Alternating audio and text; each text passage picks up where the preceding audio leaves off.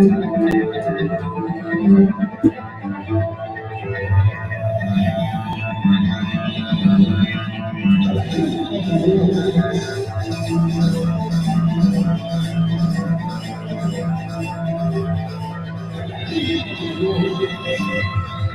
fight morning, my friends.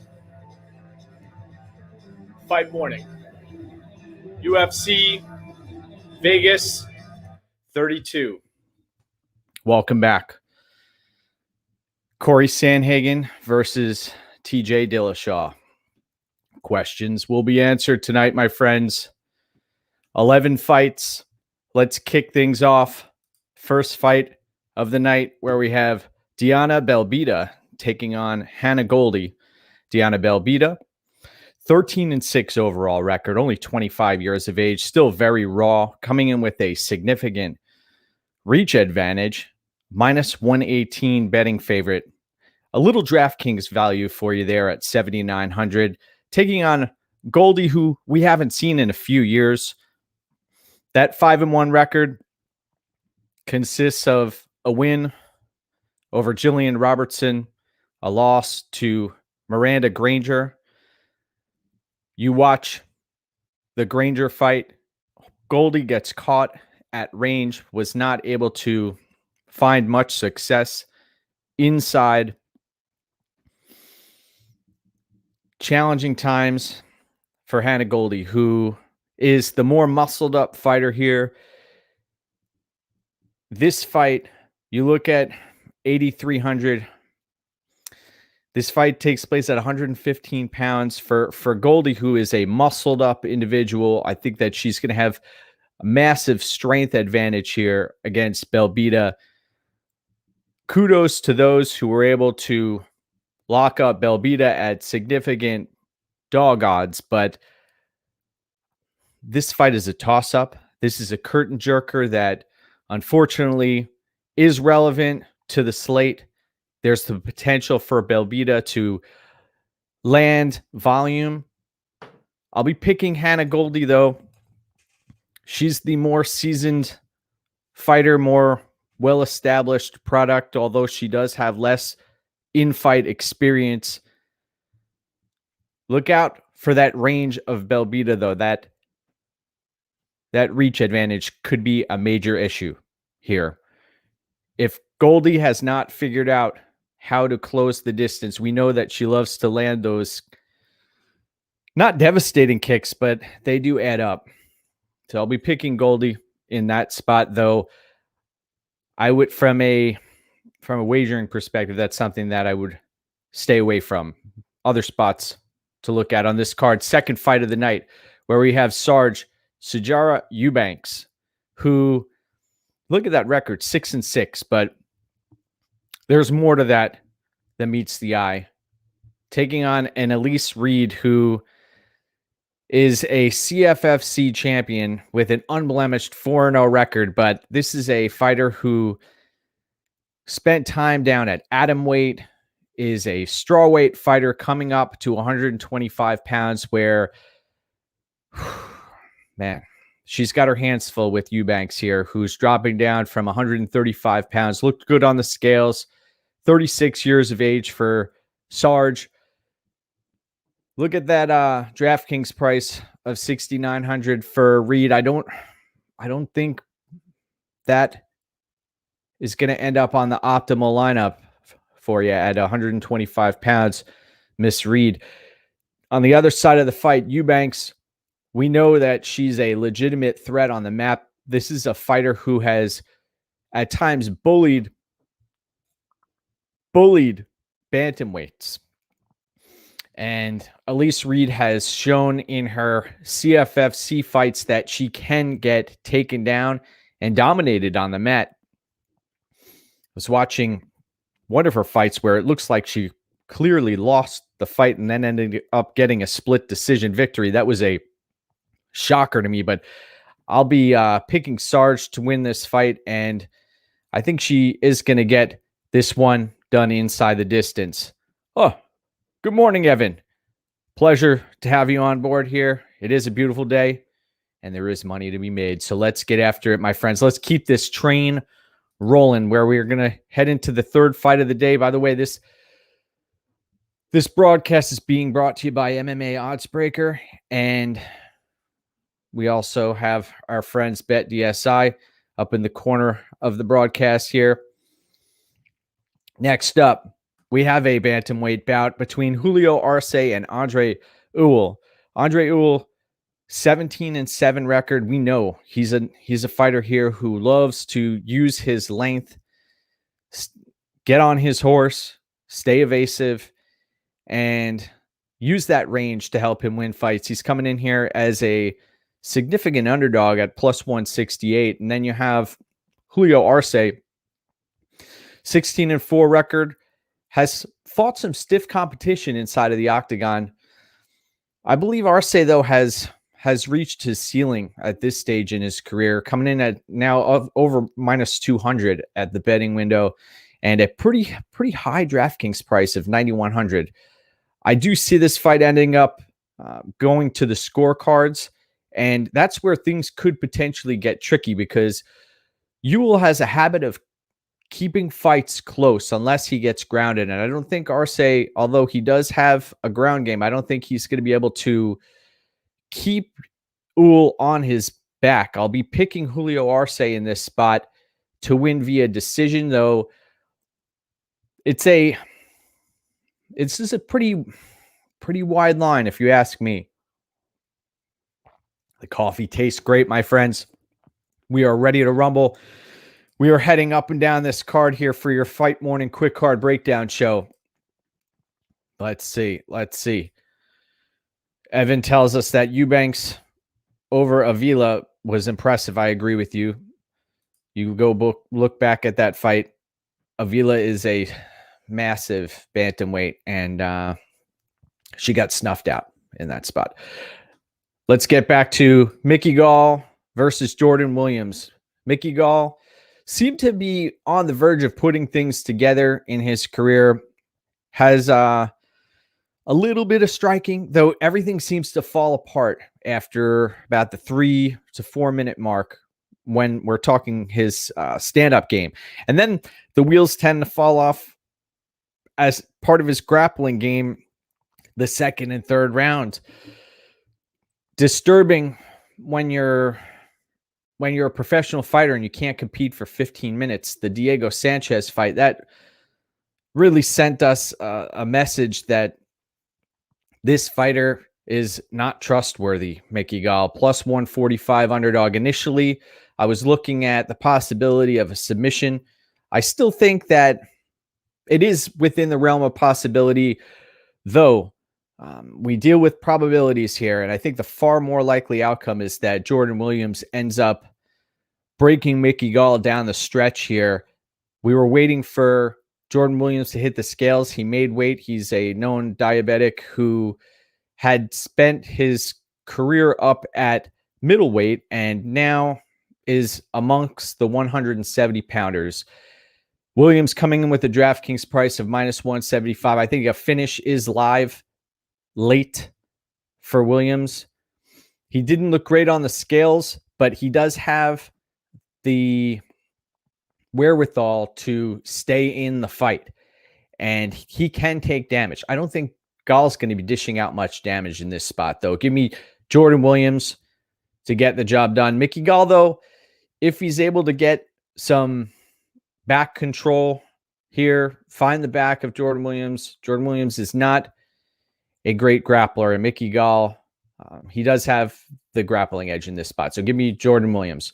Next up, where we have a fascinating matchup where on paper, and you watch the tape, Ian Heinisch should come in here with a significant grappling edge, especially a wrestling edge.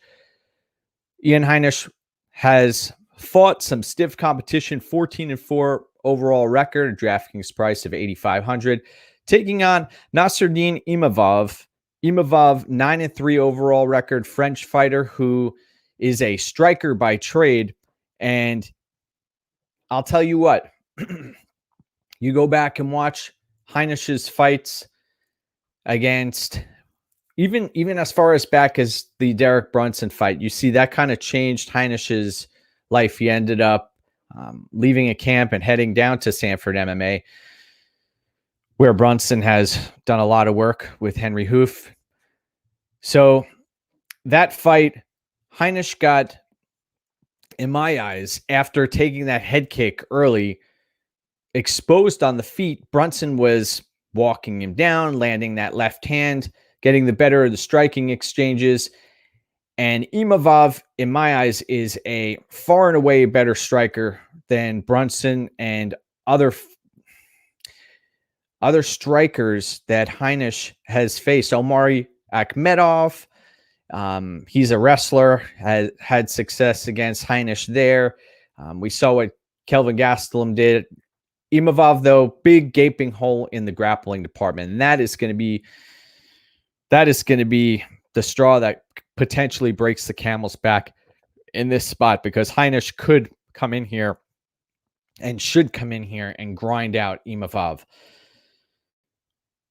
I look at this fight from a DraftKings perspective, and you expect Heinisch to land a lot of takedowns and control time, though that could potentially gas out Ian Heinisch, and then that leaves Imavov up live, who came in.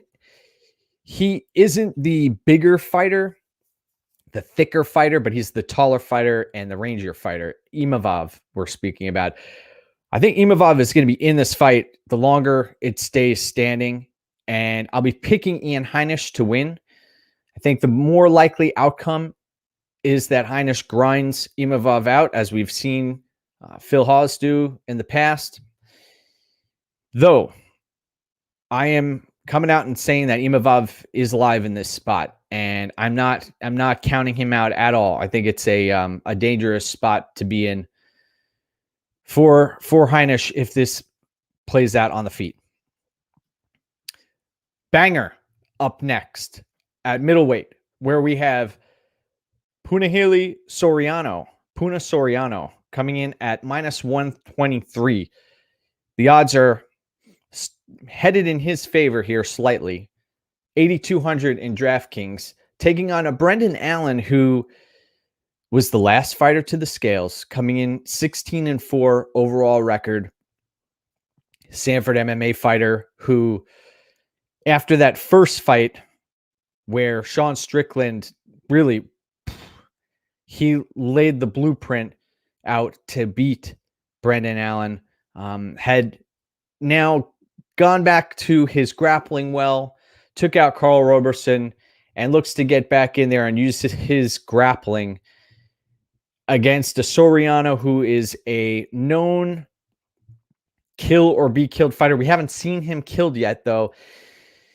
The potential is there, though. And Soriano's going to be coming out here in interviews. He's come out and said, I do not go 15 minutes. I've heard him say that in recent interviews. He knows what his strengths are. He's going to have to come out here and lay Brendan Allen out. Do I think that's a legitimate possibility? I do. I think that Brendan Allen does not possess the head movement. He may have a chin on him, but he's not going to be able to take many of these Soriano haymakers, and that's really what they are. Soriano does throw caution to the wind, has a grappling background, a wrestling background, though we cannot kid ourselves here. Brendan Allen is a legitimate black belt, and if this fight gets out of the first round, I see Brendan Allen taking this fight over. So this is a very dangerous spot. As far as DraftKings goes, pick your poison here. Somebody's going to put up big points. It's either Soriano with the knockout early, or I see Brendan Allen coming back and taking Soriano's back, taking him down when Soriano starts to gas out and locking up a submission here. I'll be picking Soriano, though. I think the more likely outcome in this fight is that Soriano ends up shutting Allen's lights off. And Brad comes out and says that this is a must-play fight as far as DraftKings goes, and I agree. I think you're gonna need one side of this fight to end up on an optimal lineup. It is a dangerous fight, though. I got to be honest. I think there's high volatility here. Brendan Allen is he's a force at middleweight. He's a massive middleweight, and he is a fighter who, if he can fight to his strengths and take Soriano down, or even find his way onto the back of Soriano, that may be a tall ask, though. Then Soriano could potentially be in trouble. This is an example that there are no certainties in this game. I do cap Soriano as the favorite here, but very, very slight. Very slight. And I think the odds are indicative of that fact as well. The bookmakers lined this one correctly, though I do not see this fight going the distance. So give me Soriano for the win, but Brendan Allen is extremely live here, and look to keep an eye on that live line, especially after the first round. Next up, wow. This is a great fight. Great matchmaking. Adrian Yanez. Yanez coming in with 13-3 record. People compare him to Jorge Masvidal. He has a head kick game that is impressive. Very, very accurate striker. I love his pull counters that he's able to implement. He's willing to put himself in the pocket and use his head movement to roll with punches and then boom, get off on his own and take fighters out. And it looks damn pretty when he does it. Minus 233 at the betting window, a DraftKings price of $9,000, taking on a Randy Costa who there's not much film on him. He hasn't competed often, and that isn't necessarily his fault. Everyone saw the Brandon Davis fight where he gassed out and was taken out in the second round. That was a while ago. He's since moved from Joe Lozon's camp down to Sanford MMA. A lot of Sanford MMA fighters on this card, folks. Costa coming in at plus 188 at the betting window. DraftKings price of 7,200. This fight is going to answer a lot of questions. We know that Yanez is a phenomenal striker, no doubt about it. Great boxer. The ground game is still up for debate. Randy Costa, who knows if he's improved his ground game. Here's the issue, though. You can't trust what you haven't seen. And one thing I have seen from Randy Costa is during the first few minutes, he throws heat-seeking missiles at range, from a range where he's safe. He likes to stay at range a range that is basically, it's going to be out of Yanez's kicking range. And then Randy optimizes his output for a few minutes. He picks his spots. Tricky spot for Yanez, who has to, in my eyes, survive an early storm from Costa. And this may surprise some folks here, but Marcus, good morning, sir. Great to see you. But I am going to be leaning. I think Costa is very live here. I think that the odds for Yanez are a little too wide. Great striker. He hasn't faced, granted, Miles Johns, right? He's solid fighter, though. I think that Randy Costa has surprises up his sleeve here. I wouldn't go out of my way to roster him heavily in DraftKings, but I believe Randy Costa is live in this spot if you're playing DraftKings, and that there is potential to land a knockout blow. I think folks are sleeping on Randy Costa in this spot. Yanez, you fall in love with his output, with his willingness to engage inside of a much tighter pocket than Randy Costa. Yanez, yes, the better all-around striker, better head movement, better defense, has shown a capability to go 15 minutes. Though I think Costa has that knockout blow up his sleeve, and I'll be picking Randy Costa in this spot. Though it's interesting. There's a possibility that this fight may end up going a lot longer than we expect because of the respect that both of these fighters have for one another. And also, they both know how dangerous each fighter is. And that may keep Costa at range a little bit longer than usual. And Yanez also may be more hesitant to just jump right in there, jump right into that pocket. Granted, this does take place in the smaller octagon. So interesting fight. I don't think there is a definitive outcome here, but more likely than not, this fight is ending inside the distance. And the odds are indicative of that as they've skyrocketed up to, I believe, minus 240-ish at this juncture. So give me Randy Costa to score an upset here. I think that he may surprise a lot of folks out there. Next up, where we have the battle the battle of women's flyweights who are, what can you say? These are the young guns, right? Maycee Barber and Miranda Maverick, both young fighters who both have 2 losses on their record now. Barber, known as the Future, has tasted defeat 2 consecutive times.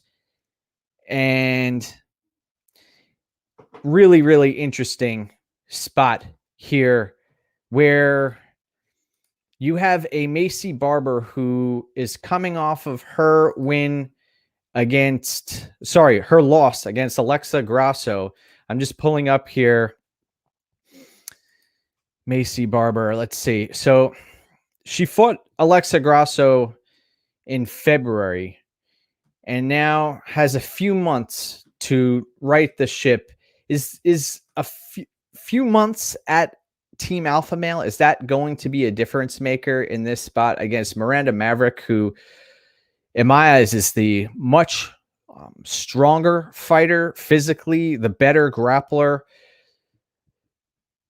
Barber, though, you know that she's going to come out here and throw hellacious strikes with bad intention. She does have killer instinct, and that is very rare to see at women's flyweight. Miranda Maverick still green on the feet.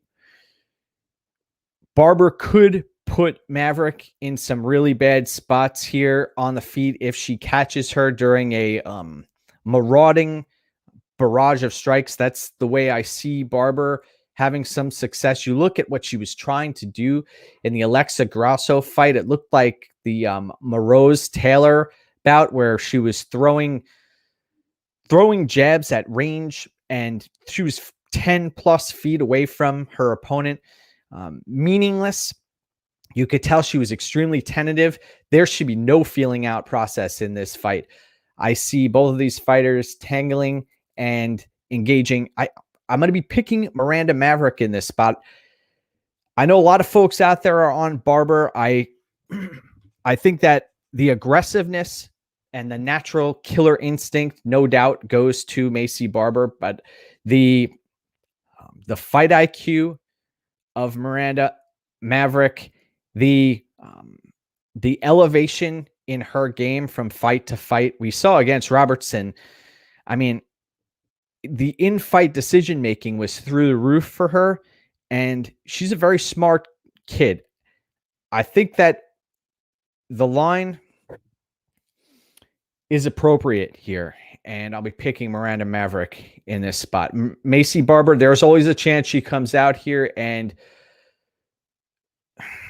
destroys Maverick with a barrage of strikes, and that's a real possibility, but I think Maverick knows an aggressive Barber is coming right at her, and she can deal with that. So give me Maverick to win. Next up, where we head to the featherweight division, we have Darren Elkins coming in with a 25-9 record. The wheels have begun to fall off for Darren Elkins. I know last time out he put on a grappling clinic against a fighter who is not known for his grappling whatsoever, put on a show and put up a great DraftKings score for our friends in the DFS community. Though, look at a previous fight where he took on Nate Landwehr, one of the worst fighters in the division, and took a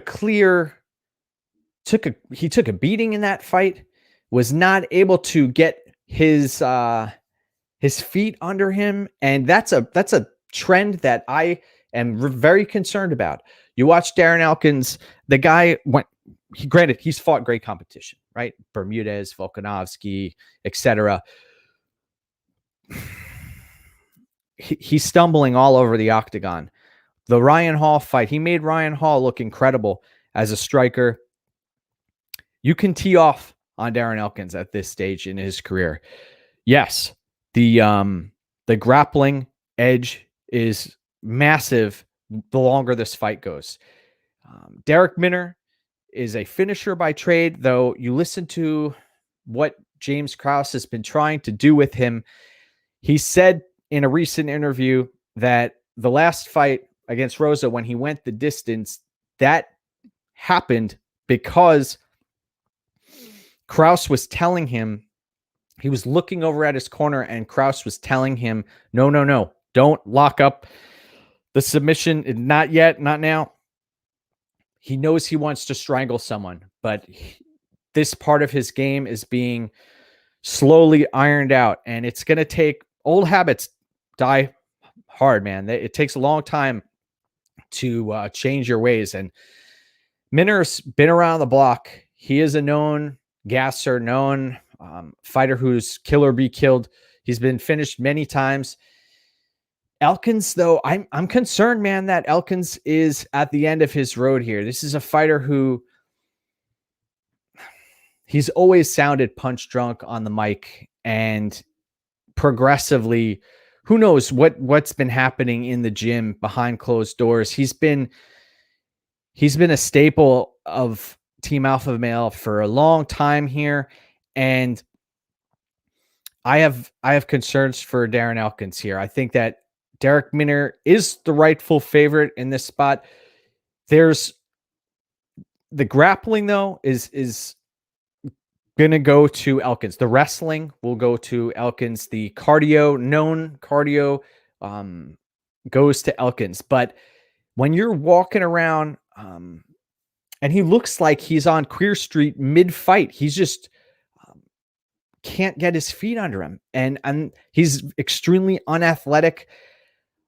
Minner, under the tutelage of James Krause, I like Minner in this spot. I know it's a sketchy place to be, but I like Darrick Minner, and especially with a wizard in his corner, James Krause, I think that he's going to try to keep Elkins at bay. And I know the stats don't support Minner as far as the striking goes, but it doesn't take much to outstrike Darren Elkins at this stage in his career. You look at what Ryan Hall did. You look at what Nate Landwehr did. Watch that Nate Landwehr fight back, and time has elapsed since then. And Elkins is he's getting older. I believe he's shop worn at this spot. I'll be picking Darrick Minner. It wouldn't surprise me, though, to see Darren Elkins come out here and weather an early storm like he's done so many times before and walk away with a victory and possibly end up with a submission on Minner, who has been on fumes late in fights. But I'll be picking Minner in this spot. Okay, co-main event of the evening, where we have Kyler Phillips, 9-1 overall record, minus 294 at the betting window. I think that line is getting a little wide here. 9,200, taking on Phillips-Paiva, who's moving up from flyweight to bantamweight. Looked okay on the scales, plus 236 at the betting window, a DraftKings price of only $7,000.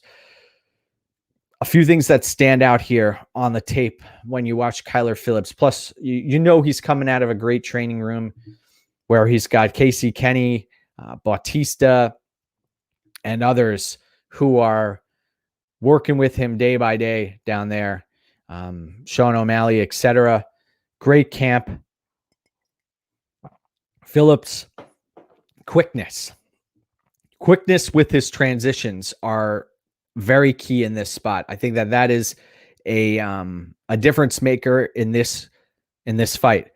That Kyler Phillips, when he decides to engage, he'll do it on his terms, despite Paiva looking like he may be using his length and trying to walk down Phillips. That's going to open up an opportunity for Phillips to land takedowns and transition all over Paiva. The thing is, though, Paiva, he's a legitimate black belt, right?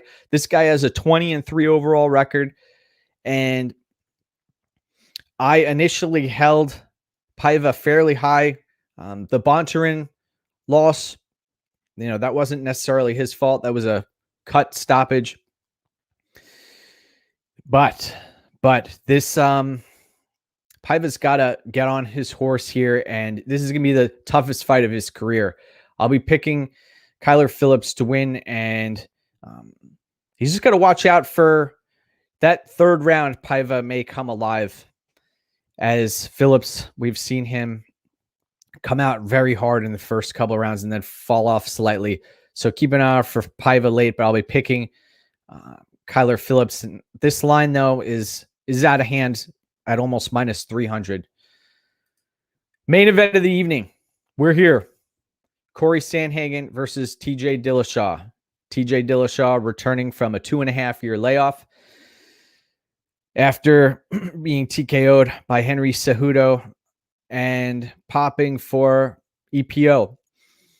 What does the tape tell us? Before we get into that, Dillashaw coming in here with a 16-4 record, known to have one of the best fight IQs in fight IQs, we'll call it, because outside of the cage, we know what he's done to tarnish his legacy forever. But inside of the cage, phenomenal striker, phenomenal volume fighter, and he's been able to break opponents in there. Plus 174 at the betting window, 7,400 in DraftKings. Dillashaw is taking on Corey Sandhagen, who we've seen the 30% takedown defense, 14-2 record. We saw the Alcantara fight where he was controlled on the ground and was able to turn the tide and right the ship. Minus 213 at the betting window and a DraftKings price of 8,800. Sandhagen, very lanky, long fighter, will have a big reach advantage here.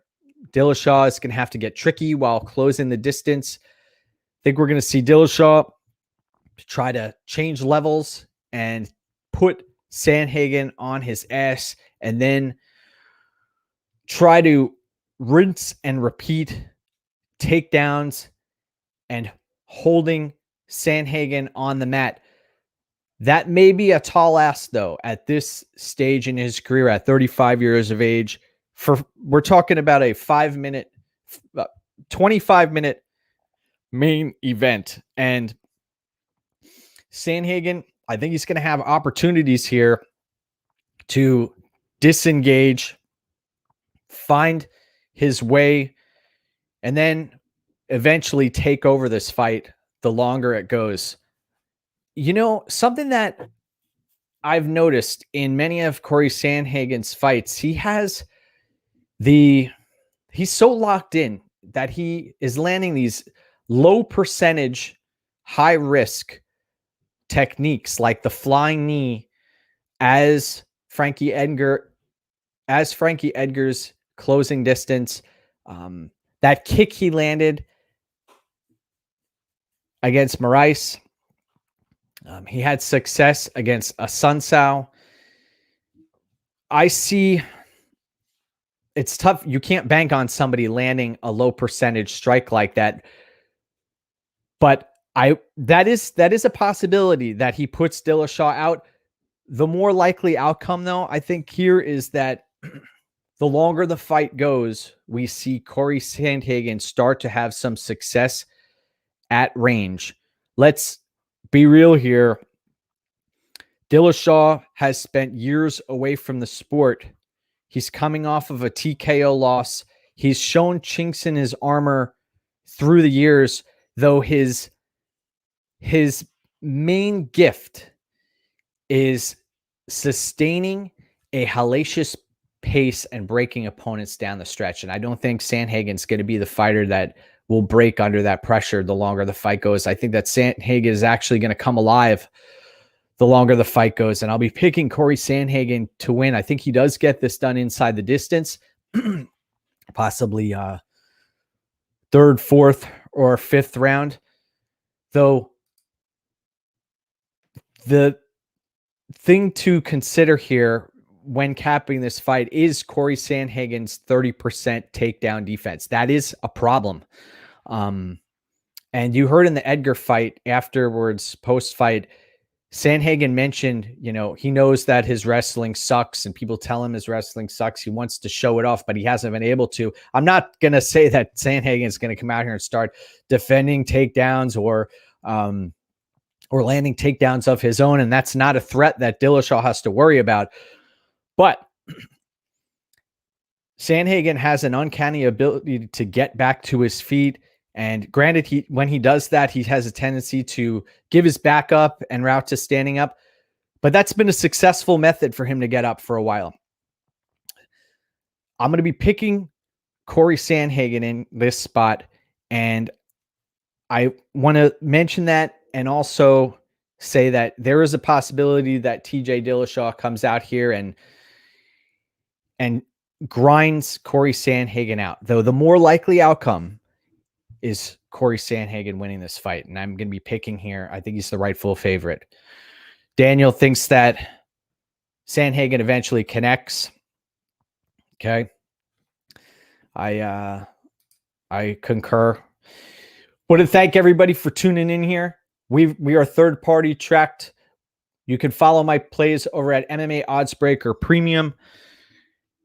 We're coming off of a tremendous card and we are up 75 units or so here, ready to engage and dominate. Let's do this, my friends. One fight at a time. Go get what's yours. This is it. Enjoy your day.